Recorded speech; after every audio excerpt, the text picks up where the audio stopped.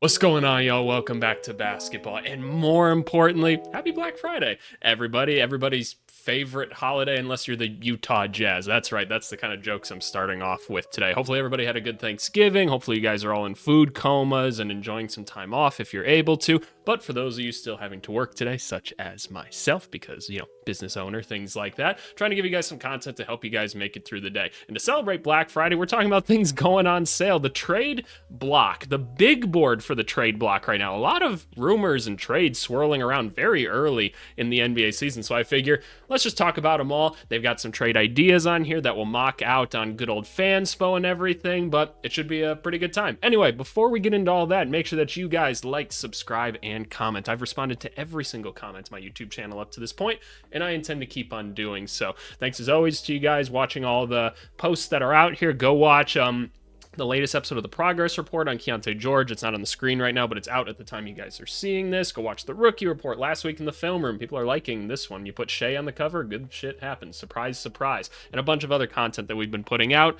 Alrighty. Let's get into trades. Thanks as always to Bleacher Report for supplying us with a vessel in which we can have conversations about basketball on here. Like the actual ideas behind these, who knows how good they're going to be. It's kind of hit or miss for Bleacher Report, right? Well, more often than not, maybe a miss. But, that's what we're here to kind of talk about. It's just going to be, again, a vessel for communication in this. Who's the first guy in the trade block? Jonathan Kuminga. Yep. The one that probably should have been traded a while ago. And obviously the whole saga that happened this offseason, the restricted free agency mess that happens now, all still kind of centered around Mr. Jonathan Kuminga. So, what's the trade idea right here? Jonathan Kuminga, Moses Moody, Buddy Hield, and a first-round pick, and a first-round pick swap to the Nets for Michael Porter Jr. Whoa, that is not one that I've seen before. Let's mock this out really quick. Let's mock this out. So let's go get, what seed are the Warriors right now? They're an 8 seed right now. So we got them and we got the Nets. So the Nets are an interesting team, right? And maybe we should talk about Kuminga just a little bit more before we mock this out. Jonathan Kuminga, this season has still been Jonathan Kuminga. Like, surprise, surprise, definition of insanity, right? We put him in the exact same situation he was in last year. We're still getting the exact same results, which is still like, this is a really interesting physical prospect. He doesn't really fit in their system all that great. The first 2 or 3 games of the year, honestly, it looked like he was maybe doing it a little bit, but everything reverts back to their mean.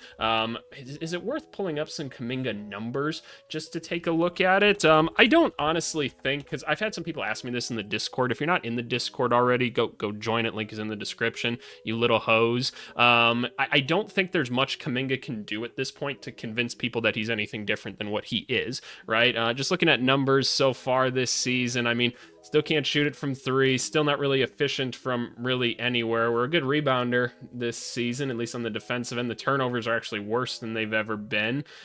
Steal percentage is even lower than it typically is, and the assist percentage is about the same. So yeah, same player that we're used to seeing out of Jonathan Kuminga, right? I don't really think there is much to be done about changing his trade value, but I don't know. That's just me. And I don't think there's going to be too many teams interested in him necessarily. And whoever this is would probably have to be willing to extend him. The Nets, maybe, right? Like, they're willing to take on young players. They don't care if they're good or bad right now, right? I mean, Michael Porter Jr. has been kind of hooping this season, right? And he's used to playing in pretty laid out systems in Denver. So the question whenever you move someone to Golden State is like, can this person fit in their system? Because they don't make any adjustments or anything. Like, you fit in this, and otherwise, tough luck, right? That Jonathan Kuminga is an example of that. So you'd be sending him over there, and then to make the money work, you'd send Moses Moody. You'd also send Buddy Hield, and you get back Michael Never Swing the Rock Porter, who actually swings the rock now, and some draft picks or whatever, right? So this is what the trade would look like. This trade is a fail. Salary increase. Jonathan Kuminga can't be traded. Yep.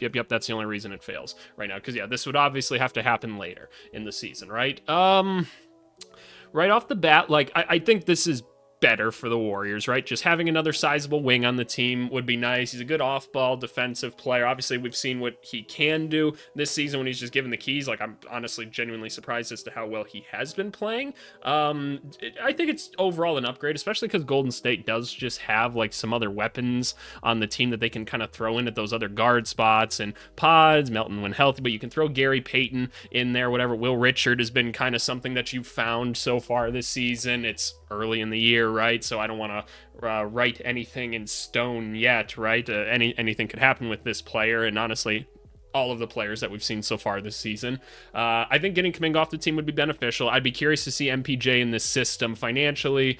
Oh boy, this puts you in like ruin having all of these guys on here, but it also gives you probably the best chance to win. So I don't hate this trade by any means. In terms of other places you can send Kuminga, Sacramento is going to be the one we all think of. Maybe the Bulls as well. I can't really think of other teams that would do it. And again, I don't think it would be logical for those teams to do it. They're just kind of dumb enough to do it. Maybe you could convince like a Phoenix Suns or something somehow, but I don't know how you'd financially make that happen. I don't know. I'd be kind of curious to see, but that would be a really nice asset flip if you're the Brooklyn Nets and you turn Cam Johnson into like even more first round picks ultimately. Because again, you don't need Michael Porter Jr. on the team. He's not a part of your future or anything. But hey, there you go. That could be kind of interesting. I don't actually hate that one. I think that's an interesting idea. Next, we're sticking with the Brooklyn Nets again. Nick Claxton. This is one that I kind of struggle with a little bit to see why you would do it. If you're really just trying to like capitalize on like, hey, we've got like this big, he's probably not going to be more valuable than this because some teams just need bigs right now. He's not overly expensive. Sure, why the fuck not, right? I guess I can kind of understand that, but I also don't think it harms you just holding on to him. It's nice for like young players when they come in if you just kind of got a center on the team already, and who knows, maybe you get a really good draft pick this year, maybe you find it. Oh, there's not really like a dominant big in this draft class so far. It's so early. We don't know who's going to be good and who's not going to be good at this point in the season, at least not with any real confidence. So I don't know. Like, I don't see a real need to trade Nick Claxton, but I can see an argument for it at least. So what are we saying? Nick Claxton to the Celtics. We've seen this one kind of drawn up before. For Anthony Simons, a 2026 second round pick and a 2027 first round pick. All right, let's reset everything again. So let's bring the Celtics into things. And right off the bat, I can tell you this probably isn't going to happen for a particular reason. Yeah, we can mock the whole thing out if we want to. So it's this pick right here and then a 2027 first round pick right here. And I think they said they put like a protection on it. Yeah, top 5 protected because we don't want to be like the Pelicans and just give away picks for nothing, right? Sorry, Pelicans, you caught a stray. That'd be the trade. This isn't going to happen. This isn't going to happen for the sole reason of, and again, Bleacher Report, it's okay. Like, you guys don't always understand the salary cap and all the implications behind everything. Thank you, as always, for providing a vessel for our conversations and my content. The Celtics need to shed a certain amount of money this year. They need to avoid the luxury tax, otherwise they're going to get hit with an enormous bill. Like, everyone in the league knows that Anthony Simons is going to be up for grabs, and the team is probably going to have to pay to get off of him. Because, again, everyone in the NBA can do math and say they have to get rid of him. I think we found that the magic number for the Celtics to get below the cap is about $12 million this season, so they need to somehow shed $12 million. Anthony Simons is the most likely guy to go. Well, he kind of has to go in this situation because you're not trading Derek White, you're not trading Jaylen Brown or Jason Tatum or anything. Depending on how much you can save in a Simons trade, Sam Hauser might also have to go. We'll see, right? We'll ultimately see, but no, I don't. They just can't take back this much money. Unfortunately, it's not enough savings between going from Simons to Claxton. That's only what $2-ish million that you save here. So you'd have to, yeah, it's 2.3. So you would have to literally like trade Sam Hauser and only get draft picks back or something like that, or just like cash in order to make that happen, which seems hard. It's really hard to find someone that can just absorb $10-ish million right here. And I don't know who's just going to give up a bunch of, or just like a second round pick or something like that for Hauser. It just doesn't make sense. So ultimately, probably won't happen. I don't think you need to trade Nick Claxton. I think we can move on from this one. I'm curious to hear what they say. While by no means a behemoth big man, he fits into the rim running archetype, blah, blah, blah, blah, blah. He's also successfully dabbed into more of an offensive playmaker role this season. We've seen that before out of him. Nick Claxton's a good basketball player. The Nets might want to touch more than this for Claxton unless they can envision a future with Simon. No, they wouldn't. So we move on. Ja Morant. This fit crazy. I couldn't pull this shit off, but cool as hell for him for being able to do that. Yeah, it feels like to me we're approaching this inevitable cliff of Ja Morant. I saw a stat on the Discord the other night. Shout out whoever posted it. That was like, hey, since Ja and like Zion were drafted like X seasons ago or something like that, and they went like 1 and 2 or whatever, they've only played each other like 8 or 9 times or something like that. Kind of crazy, especially since they're in like the same conference and everything. But Yeah, it feels like we're running towards a cliff with John Morant and the Grizzlies, doesn't it? Like all the things that have already happened so far this year and the streak of immaturity for John Morant, like there's just not enough success in his career to warrant the behavior, right? And that's just unfortunate. You hope you can get some good people in his corner to kind of help straighten that stuff out. But it feels like we're running towards a cliff here. So what do they got in mind for a trade? We got John Morant to the Raptors. Interesting. I wouldn't say they have like a true like lead guard on the team, but like, man, like I would hate to touch the Raptors and kind of what they're doing right now outside of just giving them like a backup big man, right? Like Raptors fans, we can all agree you guys just need a backup center and then let's see what the fuck happens, right? Because it's been fun what we're seeing so far. But clearly we need someone that can get a fucking rebound on this team. So okay, you're adding John Morant. What are you trading? You're trading Emmanuel Quickley, Grady Dick, a 2026 second round pick, and a 2028 first round pick. Okay, let's take a look at this. Let's take a look at this and kind of see how the numbers crack out and everything. Because instantly I have a lot of hesitation. So let's go with Memphis and let's go with Toronto. Mind you, right? 10th seed in the West, 2nd seed in the East right now. So John Morant on his way to Toronto. He gets Canadian citizenship in this process. So Emmanuel Quickley back to the Grizzlies, right? And we'll take a look at Quickley's numbers for a second. They threw in RJ Barrett for money purposes, right? No, they didn't. It's Grady Dick. It was Grady Dick. My bad. I was going to say like that the math didn't make sense in my head for a second. Grady Dick, and then what'd they say? A 2026 second, 2028 first. So it's a Lakers second. Doesn't really matter all that much. 2028 first, like top 5 protected, something like that. Traded the Grizzlies. This is what that would look like. Let's take a look at Mr. Quickley's stats for this season, and then I'm going to bring something else up really quickly. So Emmanuel Quickley, so far, very limited season, right? 18 games only so far. Offensively, defensively, things are clicking right now. One of the better, like, EPM numbered players this year. We're really efficient at the rim this season for the first time in his career, which is awesome. And it's probably because guys like BI, Scotty Barnes, RJ Barrett taking so much pressure off right now. He's hitting the 3 ball fine right now. We take that. The assist percentage is good. The turnover percentage is great for someone in his spot. Like, numbers are good with Quickley, man. I don't know, like Quickley might be like a little bit overpaid or whatever, but the numbers are pretty good with his production right now, and the team's winning with him, so I have a hard time pulling the trigger on that. And again, I want to pull up the rest of the Raptors team, actually, because I think it's kind of interesting to take a look at their squad, right? Because like the Grady Dick of it all, I really don't care or whatever. I'm not going to play that clip of Grady Dick that I sometimes play in these videos or whatever, but just taking a look at the team. First of all, look at Mamu. Look at Mamu and the season he's having. Like they took all his like deficiencies or whatever and like his strengths, and they said, no, we're literally just going to use your strengths. So shout out Toronto for being like, no, we know what we're getting in this guy. We're going to amplify it. Good for you guys so far. It's been really entertaining to watch. They're just like, yeah, we know how you don't really like to be a big man, so we're not going to ask you to do big man things. And he's like, oh, really? Do tell. They're like, Scotty's cool with it. He'll be the big man. He's like, okay, sounds good. And that's kind of what we've gotten out of him so far. But just looking at like the usage for this team, right? It is so drastically just like the top of the team right here. So it's Brandon Ingram doing a shit ton right now, RJ Barrett and Scotty Barnes, and like even as good as Quickley is, right? It's a pretty steep drop off, and then it's not a ton of usage after that, right? And that's why like the bench players have been having like successful numbers or whatever. They're not being asked to do a shit ton right now, right? Because the couple are like these kind of 3-4 are always really good, and there's usually 2 of these guys in at all times: Scotty Barnes, RJ Barrett, Brandon Ingram, and these guys are just crushing it this season, which is really cool to see. How long will they be able to maintain it? I don't know. They haven't had it too difficult of a schedule yet this season too. I don't know. I wouldn't go and do something like this. Like this feels like something that could shake a lot of things up right now. This doesn't feel like a lot to pay for John Morant either. So like if you're the Grizzlies, I don't know. First round picks are more valuable than ever too. So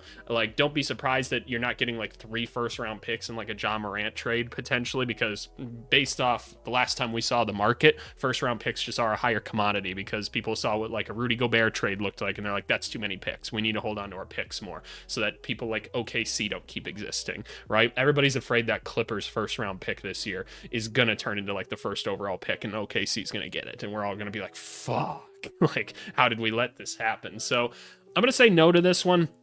Toronto doesn't need the nonsense right now. They don't need the nonsense. They got good vibes on their team right now. They got good vibes. Number 7, Daniel Gafford. Interesting.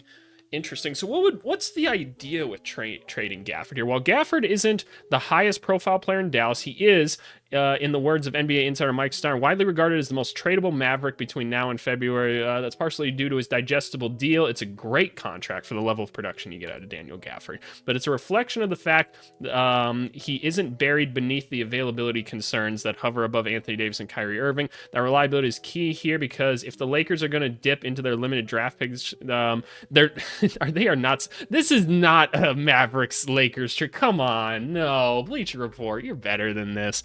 Come on, y'all. Like, I want to mock these things out and talk about it. Those two teams cannot trade together right now. I'm sure the Lakers would love to. Like, I can just picture them just kind of sitting at their desk like this, like, ooh, I hope Dallas calls me. I like Dallas. You just can't for PR reasons. No matter what, the wave of bots on Twitter that will comment the meanest things and get everybody all riled up if those two teams trade again right now, you got to wait like 6-7 years and you got to make like 9-10 other trades between now and then, man, because you just can't, unless for whatever reason you're just getting Luka back somehow. You just can't. You just can't. I understand why Daniel Gafford would be phenomenal for the for the Lakers. You know why I know this? Because he was phenomenal with Luka before. But no, like I also just don't understand like why they need to move him at all. Like, what would be the point, just to get another draft pick back or whatever? I don't understand. Like, Daniel Gafford and like bigs are valuable right now, and I don't think you know what you're doing with your team in the direction right now either. So I just hold on to him. He'll be a valuable trade piece for a long time. So I don't think we need to touch that one too much more. I don't think we need to. Trae Young. This is interesting. This is an interesting one. I need to pull up another tab right here. Can we have NBA standings up right now? Where are the Hawks at right now? Hawks are 6 right now, 11-8. Somehow, like, their playmaking has gotten better without Trae Young. It feels like their assist numbers in a single game just go crazy. Like, they're like, well, our whole offense used to just be give the ball to Trae Young and let him work in the pick and roll endlessly. And now that he's not on the court, right? Like, the team for like a couple of games is like, oh shit, what do we do? And they're like, wait, guys, what if we just play basketball? Like, we're all like pretty solid players. Let's just see what we can do. And it hasn't been going bad for them by any means. Like, they're moving the ball around, sharing is caring. That's what I'm calling this team. Kind of cool, right? And so then the question gets asked, do we actually need Trae Young? And that question's been being asked a little bit over the past couple years in general, just because it's like, okay, like, what evolution are we getting out of this player? Is he always just going to be, I have the ball the whole time, let's pick and roll and kind of see what happens? Because he's a very good basketball player, right? But we haven't really been able to put a great team around him who fits with him. We don't know. We knew it wasn't DeJounte Murray, but they tried that anyway, right? And the question is, well, we might have a really good Pelicans pick this year that we can kind of start to retool around or rebuild around. So what if we get a first overall pick and we get a Darren Peterson, Cam Booz, or AJ DeBonsa? I don't know who the top players are going to be. I don't care. I don't give a shit right now. It's too early to tell. And then we bring them in, and we already got a Reese Shea, Jalen Johnson, Dyson Daniels, and we got like this little youth squad that we're kind of putting together, right? It's kind of interesting, right? So there's ideas here. I don't think there's a need to pull the trigger right now, but let's see what they got. Trae Young to the Phoenix Suns. That'd be interesting. For Jalen Green, Nick Richards, Rasheer Fleming. So just right off the bat, you're not really getting a player you care about all that much. Jalen Green, come on, like, unless you're like a team that's like in full rebuild, like, again, like maybe the Kings, maybe the Wizards, maybe like the Nets, right? One of those teams. New Orleans, well, we don't even know what the fuck New Orleans is doing, but there's just probably not a point in going after a Jalen Green right now. Maybe Utah, you could talk them into it, but they're pretty picky with things. Nick Richards, again, like, solid player, whatever. Rasheer Fleming, as much as the AVC cult for Rasheer Fleming is strong, it's ultimately not like the most valuable thing you can get. So you would get a first round pick and a second round pick ultimately for Trae Young and like salary. Again, I don't really want to even mock this one out right here. I don't think that's near worth it. If you're the Phoenix Suns, right, I'd do that trade in an instant. I mean, sure, why the fuck not, right? Like, let's add another guard to this. Booker's been awesome this season. The Suns, just in general, have been pretty surprising, right? They could probably use another initiator. Devin Booker, as good as he is at it, we still always say he's always at his best when someone else is kind of running the show. for things. Trae Young will have some of the players that he likes to play with and lob threat centers on the team. So that's kind of cool. I know some people ask some questions like, what does a backcourt of like Devin Booker and Trae Young look like defensively? Well, Devin Booker can be a very good defensive player. Like we've just seen it before, but because of his load offensively, it's hard to ask people to do both like that. I don't see this happening, so I don't really want to entertain it anymore. But could Trae Young go somewhere else?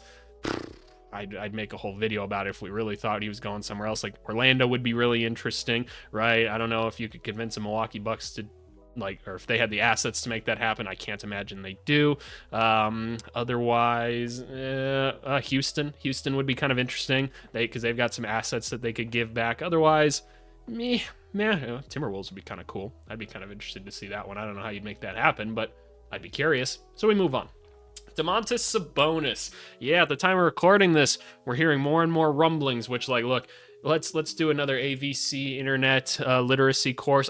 In all honesty, we need to teach internet literacy in schools nowadays because people just read shit on the internet and think everything's gospel. And I'm gonna keep it real with y'all. Nope.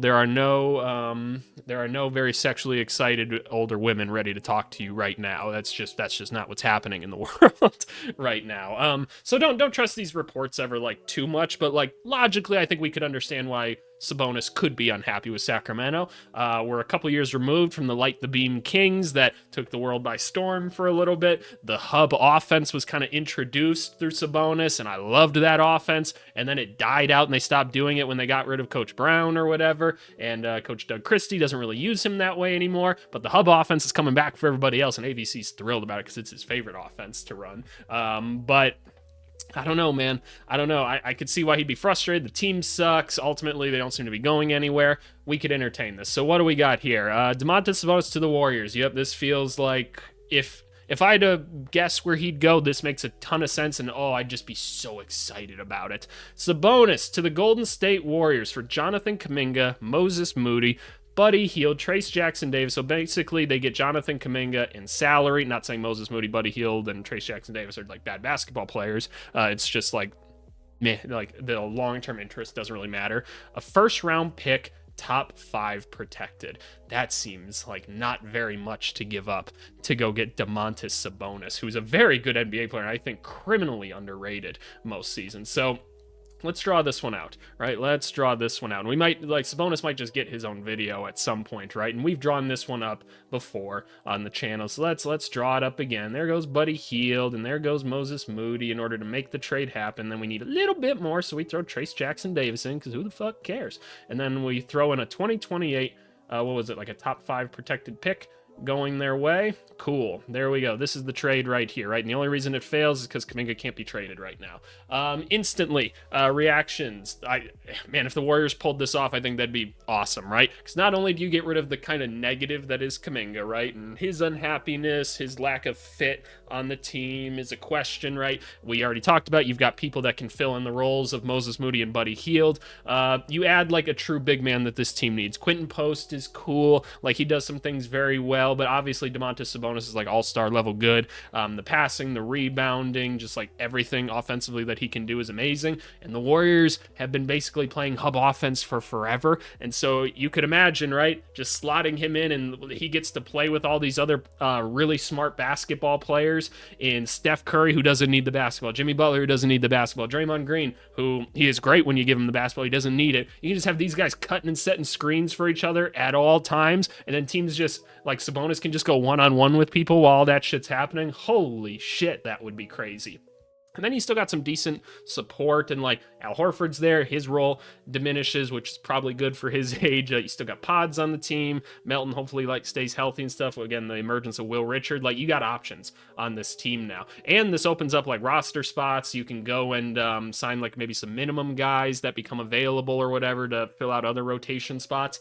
I think it's good, man. I think it's good because there's some other free agents you can go out there and get. If you just need someone to go get some buckets for you, Alec Burks is sitting out there at all times. He's just walking 10 points a game if you give him 10 minutes. So I like it. I'd like this. And if you're the Kings, well, I would hope that's not the best you can get for Sabonis, but I could sure see him doing it. I sure could. Next, LaMelo Ball. We just did a whole video on LaMelo Ball where I drew up some trade ideas and talked about where I think he could go. So let's see how this compares. LaMelo Ball to the Wizards. Oh my goodness, why? For CJ McCollum, he just had like 40 points last night. Bub Carrington, who statistically is he still... I hate doing this. I really, really do. Is Bub the EPM? Yeah, he's still at the bottom right now. And look, like, this doesn't mean he's like the worst player in the NBA or anything. Just EPM wise, he's the worst to start this season. So sorry, Bub. It's been a rough start to the season. It has to be somebody. It is what it is.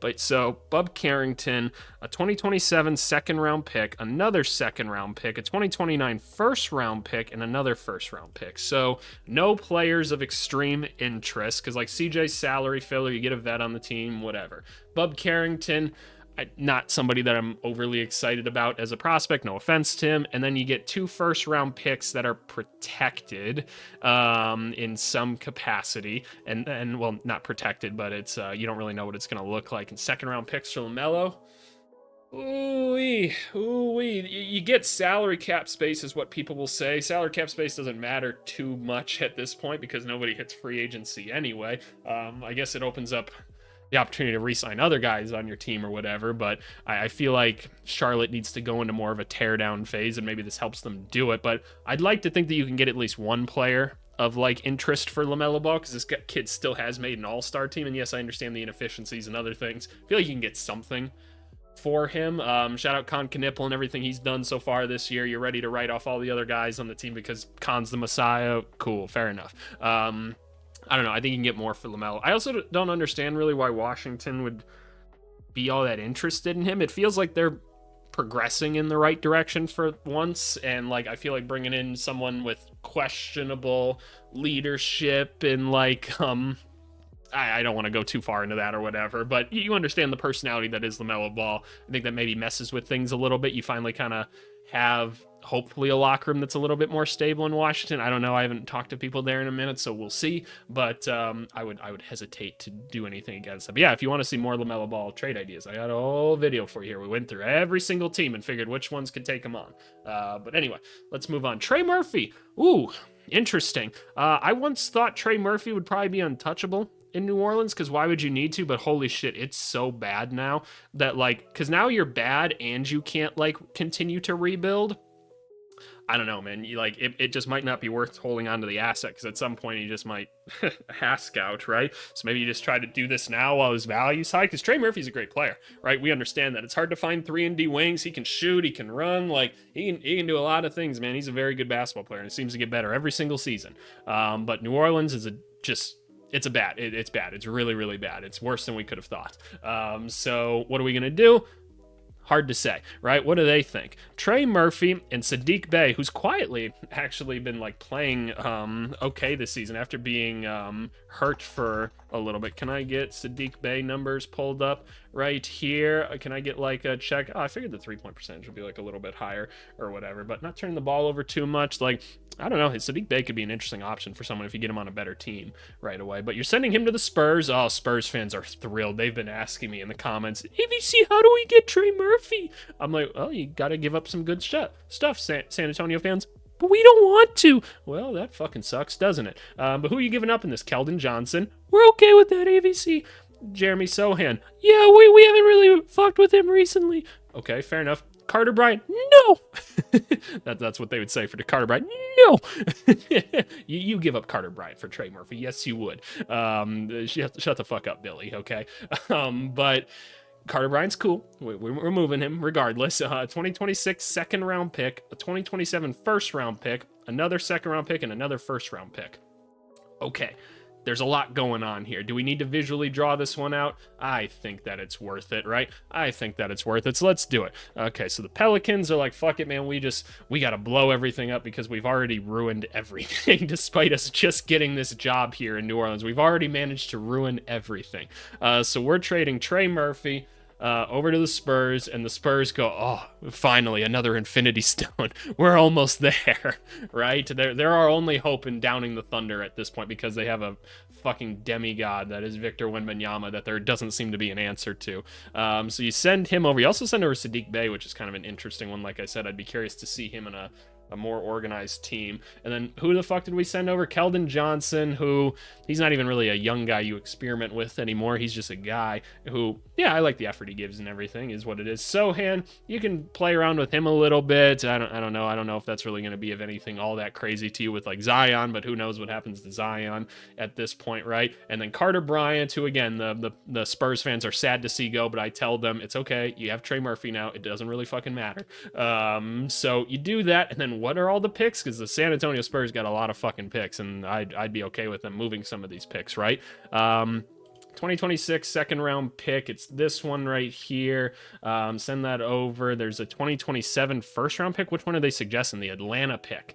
Interesting. You never know how that one could turn out. So at least the Pelicans can be like, look, we have Atlanta's pick now too. So they can trick idiots online into thinking that they got something in that trade, right? And then what were some of the other things? A 2028 second, a 2031 first via San Antonio. Oh yeah, it's that one. So where's that 2031 pick right here? It's that one, and then whatever the fuck it was. Yeah, it was like their own 2028 pick. Wait, was it actually a New Orleans pick? They get their own second round pick back. Fucking dummies. So take that. Let me just look at all this. Does this make sense? The Pelicans, you get draft capital, I guess, that you just didn't have before, which is cool. You're not going to get to feel the benefits of it for some time, which is tough. But you get Carter Bryant. You can see if you can turn him into another Trey Murphy, because that'd ultimately be the goal anyway. Sohan, like we said, I don't know, man. It's not a ton, but like it's also, you get some picks. So I wouldn't be mad if you just wanted to blow shit up. I'm okay with it. If you're the Spurs, I'm thrilled with that. You didn't lose anything of extreme value here. Like, we're good. We're living good. We're living very good. He fits in perfectly. I love it. Anthony Davis. Also made a video on Anthony Davis not that long ago. It's the same type of video. Whenever you see this type of thumbnail, it just means we're going to go through every single team in the NBA and see if a guy fits there. So what are they saying? Oh, it's my Chicago Bulls. I'm a Bulls fan, for all of you that are new to the channel. For those of you, because I know 60% of you are on any given video, please subscribe. By the way, welcome to the channel. Hopefully you haven't been turned off by my weird personality yet at this point. But anyway, Anthony Davis. Oh, to my Bulls. Doesn't it just feel like a waterfall that we're just kind of rushing towards right now? I'll give my take on it, right? I talked about it in the other video, but if Anthony Davis were to be moved, which the Mavericks have said they're not going to do, but again, we can't trust anything people say at this point, and who knows, now that Luke has been traded, once we hope that that's just an anomaly, but you never know.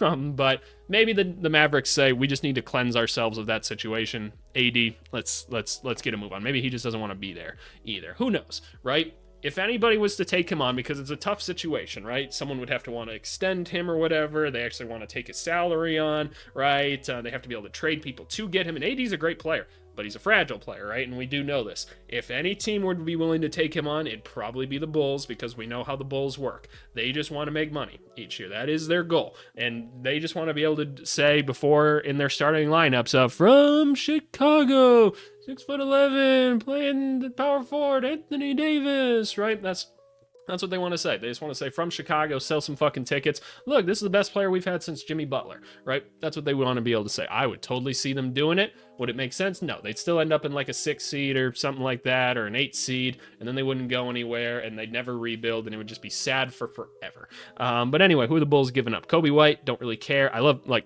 I'm cool with these players, right, on the Bulls. Like, I really am. I'm not that attached to anybody at this point.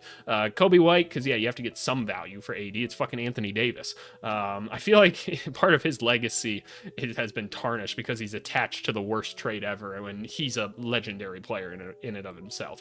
Kevin Huerter for salary purposes, Zach Collins for salary purposes, and a first-round pick and a first-round pick swap. You get Kobe White, which is cool. Like, this doesn't really feel like you get anything that's really all that valuable to you. Like, yes, you get a lead guard on the team right now until Kyrie Irving comes back. Presumably, if you're trading Anthony Davis, maybe you're trading Kyrie as well. I just don't know, right? And you can extend Kobe White. He'll get you 20 points in any given night. Cool, right? We like Kobe White and what he does on offense. Huerter, great role player. Zach Collins, fine role player. So if you're trading like Gafford and other guys, sure, you can have him on the team. So you're basically trading him to get some picks. And I don't know, that doesn't feel like a great value for anyone. Would the Bulls do that? Bet you they would. But I don't know. I don't really love this one necessarily. So yeah, go watch this and see what else we came up with for Anthony Davis, because there's always interesting things going on in those videos. Who's number one? Who's number one? Who am I missing right now? Who haven't we talked about yet? We talked about Sabonis, AD, Ja Morant. Is it Zion? It could be Zion. Who else am I fucking missing right now that could be traded? Like, it's not going to be Hero or something like that. I actually don't know. Who are we missing right here? Oh, Jesus, Larry Markkinen. Yeah, no. Let's look at Larry Markkinen numbers really quickly. One, I'm just going to get it off my chest. I don't think they're trading Larry Markkinen, right? I say this every year to people, and he's always the guy people want to trade. And the reason for that is, let's just pull them up really quick. Let's pull up the old Utah Jazz. There they are. Shout out to them being an 11 seed. Larry Markkinen's pretty easy to fit in a lot of like trade scenarios or whatever. Like, people like to think that he can fit in a lot of different systems. Sure, I don't disagree with like any of that stuff. I didn't even see where they're trying to trade this guy right now. Where? It's probably the Lakers or some shit like that. What are we doing? Oh, to the Pistons. I should have guessed that one. So there's two things that I just don't think need to happen right now. I don't think the Jazz are trading Larry Markkinen. One, because things are going well for them right now. Their young players are getting better. Go watch the Keontae George video. You can't see it here, but go watch it. We broke into a bunch of Jazz film. Jazz are well coached. Their young players are getting better, and it's because you got guys like Markkinen on the team that can like actually like take the pressure off the young guys early and help them grow. We talk about it all the time in AVC's history of player development. I promise you that's how it is. Like, that's the problem with like Cooper Flagg early this season, right? Is they put all this pressure on him to be like this guy right away. It's like, you gotta chill out a little bit. Just chill the fuck out. You got other good players. Let them still be the focal point of things and let the other guys grow and figure it out. You're not going to win that much with Markkinen, and he's having an amazing season. He's one of the best players in the NBA this year because he is. He's just that good of a basketball player, right? But like, people will be like, well, AVC, he's not on our timeline. Shut the fuck. You don't know shit, first of all, Billy. Shut the fuck up, okay?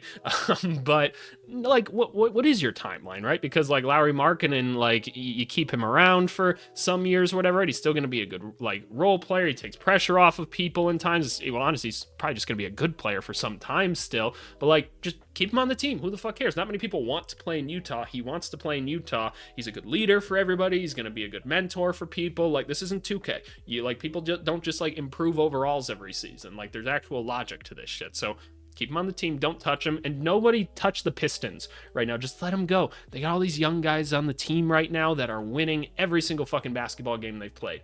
They've won 13 in a row at this point. Just let them keep going. Because why not, right? Like, let's let Jaden Ivey get comfortable, see what he's going to be. Let's let Asar Thompson keep going. Ron Holland, right? Caden Duran, obviously. Like, just keep letting them grow together and see what they become. Maybe you don't have to give up any assets for things. Like if you would have said last year, do you think Jalen Duran can be like an all-star player? All of you would have been like, no. And what did AVC say for the past like 2 years? I'm like, this kid, man, I'm telling you, like, there's a ton of talent here. If you just put the right scheme in place, you change up the culture a little bit.